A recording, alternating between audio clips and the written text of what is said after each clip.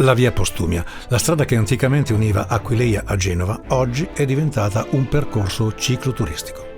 Dei suoi quasi 1000 km di lunghezza, 100 si trovano in terra friulana. Si parte da Aquileia, dove ancora oggi sono visibili i resti delle vestigia romane e del suo porto fluviale. Dal tracciato originale è stato ricavato oggi un percorso che si snoda attraverso i campi, gli argini dei fiumi e i sentieri tracciati tra i boschi.